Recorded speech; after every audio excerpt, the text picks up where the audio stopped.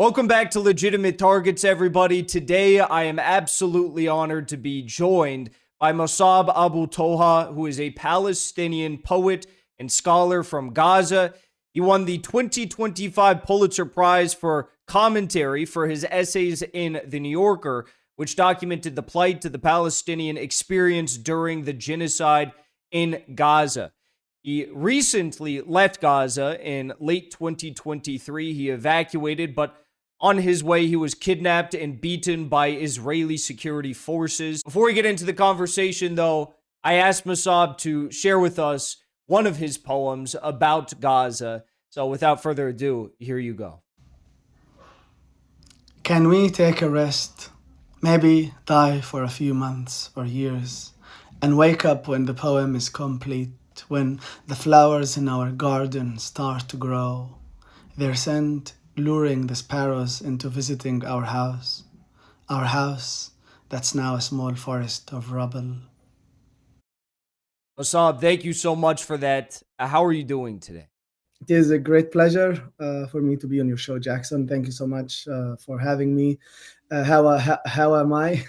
This is a very terrible question, to begin with, because every day I wake up, I sleep for about 7 or 6 hours every day. And in the past 6 hours while I'm asleep, I check the news and there are terrible massacres that's been happening to my people in Gaza. But how am I doing? My heart is still beating. My heart is still feeling the tragedies that my people are still enduring every single hour. I know a few people who've gone through personal tragedies, absolute tragedies, and things I couldn't even imagine. And obviously, you are one of them, having seen and lived through this for so much of your life and, suffered under this, and so much of your family and friends are still there in Gaza suffering today. It's true that from what I see, when you ask these people who've been living with these tragedies, how are you doing? The first thought that always comes to mind, I can see it in people's eyes, is that tragedy. It always comes back. You live with it your whole life. How, for you as a writer and a poet, are you able to cope with these horrific realities that you've had to face and are still going on every day in Gaza?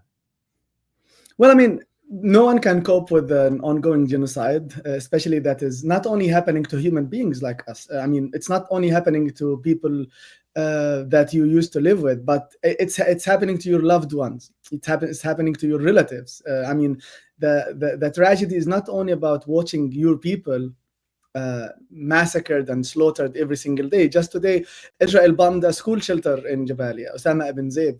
And there are 2 videos that I posted on my social media of a baby, maybe 1-2 months. We don't know the age because we can't recognize the features, but it is a very small baby that couldn't be more than 2 months old. Burnt. You can't see the face. You cannot know whether it's a boy or a girl. And then on that pickup truck, there was also a father who wasn't dead, but he was burnt literally. So you are watching these people, your loved ones. You hear from your families today that they do not have food. They do not have food, not only for them as parents. They do not have food for their children. It's not only that I lived through this, but I continue to watch it, and every day I ask myself, what if I was still there with my wife and our 3 kids? What would I be doing there? If my child wanted to eat something, if they wanted to drink juice, just imagine, for the past 20 months there is no electricity in Gaza, which means that people haven't drunk, a good cup of water, right? It's not that there is water; it's easy to get water, but it's not easy to get water. It's not easy to cook. It's not easy to get cold water, to drink during the summer. People have been living in tents, like my family, for months and months, and they live in areas that are not safe. No place in Gaza is safe. So for me to not only to have survived the genocide, but also to watch it from very far, and to watch it from places where the genocide is being funded, it's even makes this more and more tragic. What goes through your mind when you're living in the midst of something like that for an extended period of time, because I can't imagine the thought of not knowing where you're going to sleep, what you're going to eat, what your children are going to eat, but also the thought that at any given moment a missile could come flying through the sky and kill everyone that is in your family, everyone surrounding you, at any given moment. Well, I mean, in fact, it did happen to some of my relatives. A first cousin of mine, Tahrir Abu Toha, was killed with her husband and their 5 children. So that was in October 2023. My first cousin was killed with her husband and their 3 children, along with about 25 members of that family, brothers of the husband of my first cousin and the parents. So 31 members of that family. And our house was really bombed in an airstrike, and we were lucky enough to be away from the house in the previous days. So our house, it was a 3.5-story building, because the top floor was not all built. So the house was bombed on October 28th. And if you look at the photos, I can send you some photos. It feels like it is one, not even. It feels like layers of stones on top of each other. So I continue to ask myself, what if I was in the house with my wife and kids? Because in that house, not only did I live with my wife and kids, but also my siblings and my parents. So about 25 people, more than half of whom were children under the age of 10. So what if I was still in that building? What if I decided the night before that, maybe it's safe, to return to our house to live there? So this nightmare continues to haunt me every single day when I watch other families massacred this way. I have so many friends, I have so many relatives who were bombed in their houses. And this is not only it, Jackson. Some of my relatives who were killed in their houses, including my great aunt, who was killed along with 15 other members. Some of these members have been buried under the rubble since last October 2024.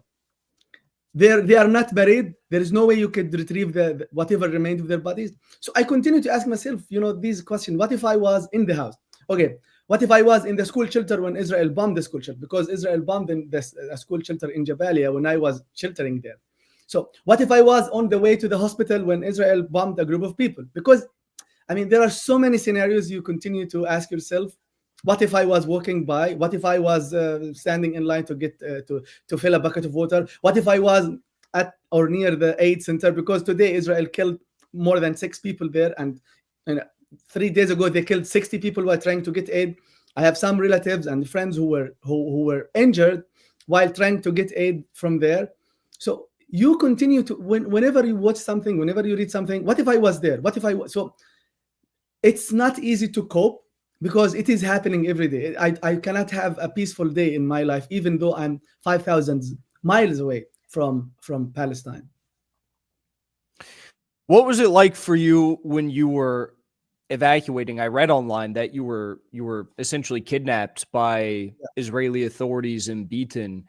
Do you think they targeted you because you do get a very important message out in an extremely eloquent manner to Western audiences? So first of all, Jackson, everyone in Gaza is a target. I wouldn't say that only poets, journalists, or university. Every single person in Gaza is a target. 70% of the population in Gaza are refugees, and their children and their grandchildren, and sometimes their great-grandchildren. So everyone is a target of the Israeli occupation and now of the Israeli genocide. But more of a target would be people who try, to raise awareness amongst the people in the world, especially because Israel, until today, blocks the entry of international journalists. It's not like people in Gaza. So there are not journalists in Gaza working, but it's that these international journalists would have channels, to report, and it is, unfortunately, it is more credible to the Western audience. Oh, there is, Clarice Ward from CNN is reporting from Gaza. Piers Morgan, is in Gaza. So people tend to believe these people because they are Westerners. But when a Palestinian says something like me or other journalists, when they say something, we say, okay, let's ask the Israeli forces, seek their account of the incident or the massacre. So, and it turns out most 99% of the time that what happened was really what we said. So just today, before we start this interview, Haaretz published a piece in there, because Haaretz is pushed both in Hebrew and in English. So just today, this morning, Haaretz published a piece titled, "It's a Killing Field. IDF soldiers ordered to shoot deliberately at unarmed Gazans waiting for humanitarian aid." So it's not like we did not know what was happening. We reported, we shared the news, we shared the accounts of the so many witnesses and the victims. But now today, after about a month and a half, the Israeli soldiers and the Israeli forces are, confirming what we have been saying. They were deliberately, shooting at Palestinians. And there is the rest of the. Sorry, let me just pull this. What it says in the caption. Mm-hmm. Yeah, here it says. So that was the title of the piece. It says, IDF officers and soldiers told Haaretz they were ordered to fire at unarmed crowds near food distribution sites in Gaza, even when no threat was present. Hundreds of Palestinians have been killed, prompting the military prosecution to call for a review. It's like you are writing a book and, we want a review of that book into possible war crimes. So even the fact that they have been told to shoot at unarmed Palestinians, this is a war crime. It's not that these people were unarmed. These people were starved. They have been trying to survive a genocide. They have been living under siege since 2007, under occupation since 1948. And they have been, inhumanely treated, not as animals, even less than animals, because I see animals here in the United States. They are treated better than human beings. That's true. That is something that America is known for, usually treating their dogs better than kids, even in this country. It's just hard to even imagine that. There's literally no purpose to do something like that other than to just kill with wanton disregard for human life. And Jackson, it's not only about Israel. I'm so sorry. It's not that Israel is not respecting human life. It's the whole world. Palestinians have been displaced. They have been made refugees since 1948. So for the past 77 years, I'm not going to say what did the world say, because we have UN resolutions, saying that the Palestinians were expelled, from their houses. They have the right to return. It's not that what the world said. Although it is every day, it is worse and worse what they say about the Palestinian people. But the one question is what the world did, to relieve the Palestinians of their miseries and tragedies. What did the world do? Now we saw what the world did when Israel was attacked on October 7th. We saw what they did, right? How many officials did visit Israel after October 7th? To stand in solidarity with the Israeli people. And the other question is, how many officials came to Gaza, to stand in solidarity? I don't want them to stand with the Palestinian people. I just want to say, how many officials or politicians or whatever from the Arab world and from the Western world, how many of them visit Gaza to stand in solidarity with the thousands and thousands of children who were amputated, who lost their parents, who do not have enough food? I have nieces and nephews who do not have diapers. Babies. There are no diapers. There is no formula milk. People, children in my wife's family, by the name, a child, 6 years old, by the name of Samah. I was talking to my mother-in-law, and Samah is a cousin of my wife, living in the same tent. And I was asking them about the situation, and she told me Samah, 6 years old, was crying for hours. She wanted to eat, but there was no food. So my mother-in-law, because the mother of that baby died of cancer a few years ago, she was telling her, Samah, please, baby, please, just drink water, until it's sunset so we can eat. So unfortunately, they were forcing babies, 6 years old, to fast because there is no food. There is no food. So no one, not a single person, except for the Madeleine boat, tried to do something. Other than that, not a single person on earth, not politicians, not people in power, try to not only to stop, it is difficult to stop this because it is Israel who's, but I mean, just to visit Gaza, to stand in solidarity for a few hours and then leave, go back to your family, in Europe or in the United States. Not a single one did come to Gaza to stand in solidarity with the people who have been surviving occupation, surviving siege, and now surviving genocide. That's crazy. Well, what do you think about the fact that you were awarded a Pulitzer Prize? Were you surprised by that? I mean, it seems like in America, at least, in most Western countries, the establishment, whether it's in the media or politics, they really try to suppress the truth about what is going on in Gaza, and they try to cancel anyone who speaks out. Was this surprising to you?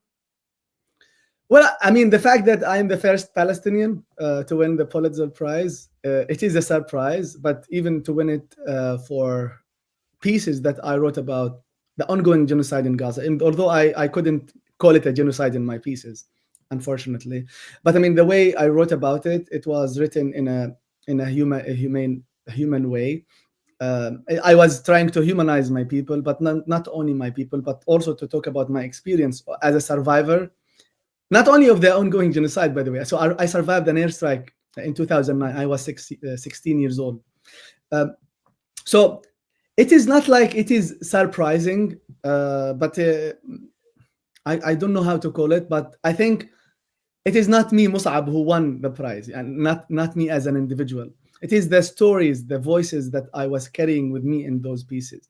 So this is not only honoring me as an artist, as a writer, but it is in a way honoring the voices and also the stories of some of the people about whom I wrote, who were killed or who are still suffering the ongoing genocide, or who may be killed, maybe in a few weeks, in a few months, we don't know. So this Pulitzer Prize acknowledges the suffering and also the endurance of the Palestinian people, the resilience of the Palestinian people in the face of the genocide. So I appreciate the fact that I won the Pulitzer Prize, but unfortunately, the stories about for which I won the prize continue to happen on a daily basis. One of the pieces was about the starvation. I published it in February 2024. It was about the start of the starvation policy, and just 2 weeks ago, I published another piece with the New Yorker. But this time it is about starvation, but it is also about how Israel is using these so-called humanitarian aid sites to massacre a larger number of Palestinians. So it is, a big honor to win such a prize. I do not want to say I did not expect to win it, but that was not my focus. I was not, thinking about prizes or awards. The biggest award for me that would surprise me is when the world wakes up and stop this madness, not only the genocide, but also the Israeli occupation itself, as an ongoing war crime against the Palestinian people. When the genocide ends, and God willing, it'll be soon. Do you hope to go back to Gaza? Is that a dream of yours? So there are many things to think before. Of course, everyone wants to be right now. I mean, if I wish there was a miracle that could stop the genocide and to that could send me back to Gaza. So it is. If it was safe. Yeah. So it is a very complicated thing, because Israel, even if it ends the genocide, Israel continues to control the exits and entries into Gaza. Israel also continues to be in control of the sky over Gaza, of the sea, of the land. So it is not safe for someone like me to go back to Gaza. So this is one thing. The other thing is, unfortunately, there is nothing in Gaza that anyone currently would hope to return to. And this is Jackson. This is what Israel and America want to do. They want to see a complete annihilation, not only of the people, but also the cities in Gaza. When we talk about Gaza, we talk about Rafah, we talk about Khan Yunis, Nusayrat, Maghazi, Dir al-Balah, Jabalia, Beit Lahia, Beit Hanun, Gaza, which is Gaza. So Israel is systematically obliterating the whatever is on land, not only people but also houses. So this is why are they doing this? Because even after the genocide comes to an end, and this is very important, no one is focusing on it. Even after the genocide comes to an end, Israel doesn't want to see people in Gaza who may survive the genocide, to find anything to return to. So they are bombing not only the houses but also the schools and hospitals and university. There are no universities in Gaza. So even after the genocide comes to an end, people would return to the rubble, to whatever remained of their houses. And of course, after that, I think this is the plan. After the genocide comes to an end, they would open the border crossing with Egypt. They would open the air crossing with Israel. And then, they say, oh, if anyone wants to leave, it's easy. So it's not like people, are voluntarily leaving Gaza. They are unfortunately forced to leave Gaza. Because if you were a father of 5 children, and they have to go to school, they have to see a doctor every month, they have to find clean water, and there is nothing there. So, and then someone tells you, even though you don't want to leave, but for the sake of your children, they tell you, okay, now there is a country in Europe that is welcoming Palestinian refugees, Canada, maybe the US, maybe some countries in Africa or Asia or North South America. Oh, there are countries that are willing to take in Palestinian people. So as a father of 5 or 3 children or 1 child, I think it's easier for you to say, oh, I'll go to that country. Maybe in 3 or 4 years, Gaza would be rebuilt and I would go back. But that's not the plan. That's not what's going to happen, because they did that in 1948. They expelled 800,000 Palestinians, and they did not allow any one of them to return to their homes, including my grandparents, whose graves I don't know where they are near the refugee camp. So this displacement, this state of exile, is another face of the Israeli war crimes, another face of the Israeli genocide against the Palestinian people. So of course everyone wants to go back, but go back to what? And what is there for Palestinian people to return to? This is what America is doing. Remember President Trump in I think in January or February of this year, he said, this is a demolition site. Why would people stay there? So in a way you think, oh, he cares about the Palestinian people. Why? Yeah, he's correct. Why would people stay in a demolition site? Maybe send them to another country until it's rebuilt and something. But this is a big lie. You know why? Because he continues to fund this machine that is turning every single area in the Gaza Strip into a demolition site, right? What do you think about, and this is, the recent news I wanted to address, because you've got, reportedly, this is maybe something that'll happen. Steve Witkoff and Trump have been toying this idea that if Saudi Arabia, if Syria under the new leadership, if they recognize Israel and normalize ties with this genocidal terrorist state, that maybe Israel will agree to end the genocide, the Holocaust on the people of Gaza. But then in the same sentence, they're saying, oh, but Israel will then get to have sovereignty over the West Bank and partially occupy all of the West Bank, So how do you see this? I mean, does it even do anything for you at this point to say you're going to have maybe an end to the warfare, but you're going to have all this other horrific atrocities that are bound to take place as a result of the recognition of Israel now, and they're green lighting them to take over the West Bank? So, Jackson, the end of the genocide is not everything. I mean, it is, when someone is bleeding, the first step a doctor takes is to stop the bleeding, but that's not the end of it. There is still shrapnel in the body of that person who was bleeding. So stopping the bleeding is just the first step. Stopping the genocide is the first step. The second step that any country should take into account before normalizing their relationships with Israel is stopping the occupation, ending the occupation, and setting Palestinian people free. What Palestinian people need is freedom. This is what every single person every single community, every single country in the world seeks. So they want to live, they want to be free, they want to be liberated from the occupation, and they want to, be in control of their own lives. So the reason why Arab states, went into war with Israel in 1948 and after is that because they have been, killing the Palestinian people, occupying their land. So I can't understand why some of the Arab states, it is their decision. But I mean, as a Palestinian who was born in a refugee camp, who continues to live in exile, who lost about 100 relatives, the question is, I mean, in return for what? You are going to normalize your relationships with your relations with Israel in return for what? I mean, if Israel is not recognizing, the Palestinian state, I think this is one of the conditions.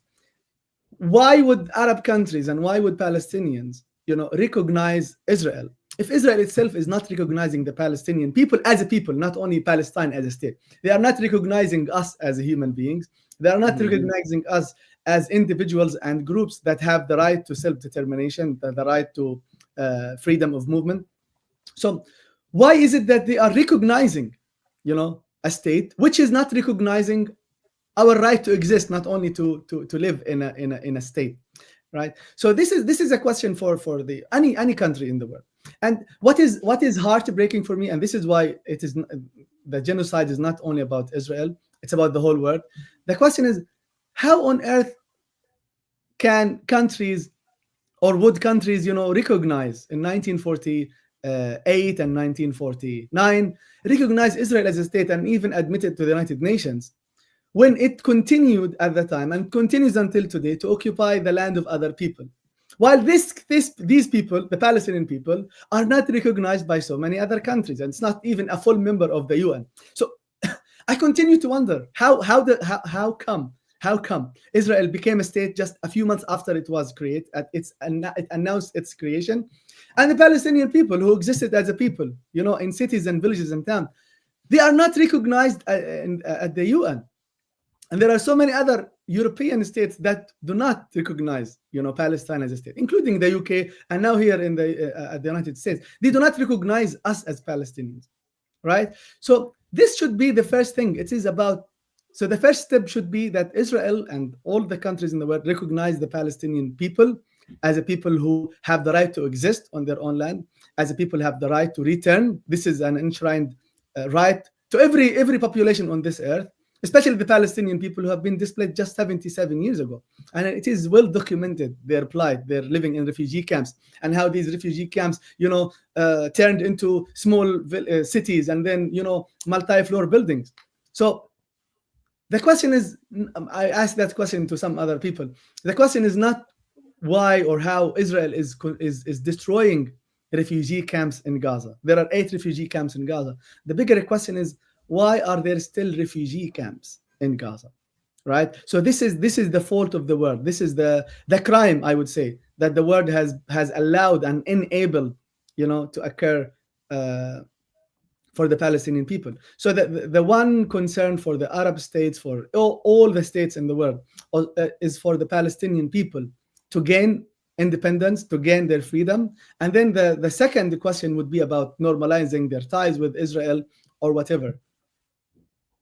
This is from my viewpoint as a Palestinian refugee, as a Palestinian survivor of the genocide, of the siege in Gaza, of the occupation. I agree with you 100%. It's just insane to me. You watch all these leaders, they just hand out billions and billions of dollars to Donald Trump. He goes there, give him all the money, and then, like you said, they get nothing in return. Then they go on to recognize Israel, and again, getting nothing in return. So it's the biggest indictment that I could think of for those states in particular if they decide to do this.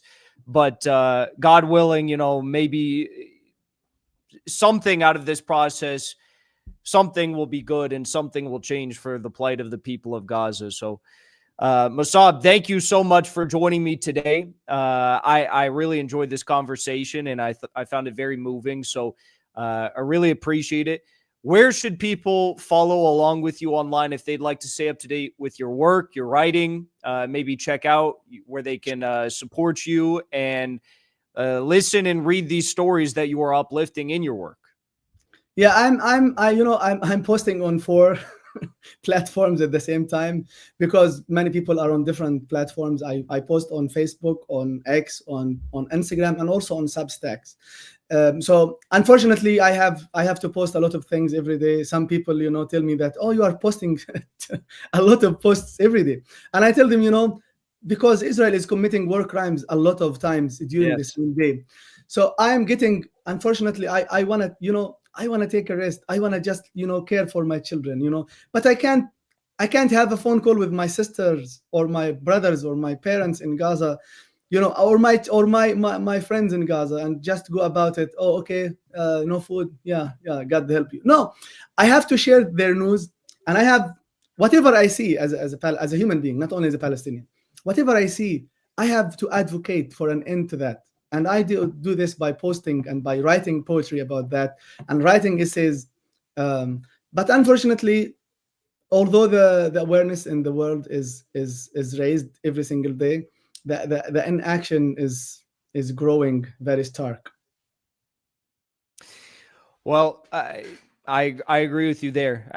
I just hope and pray that this comes to an end soon, and there will be some form of dignity given that is so rightfully deserved by the Palestinian people. So, Mosab, thank you so much for joining me today.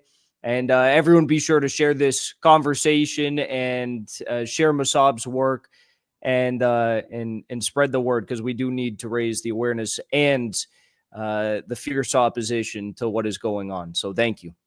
Thank you so much, Jackson. Bless you.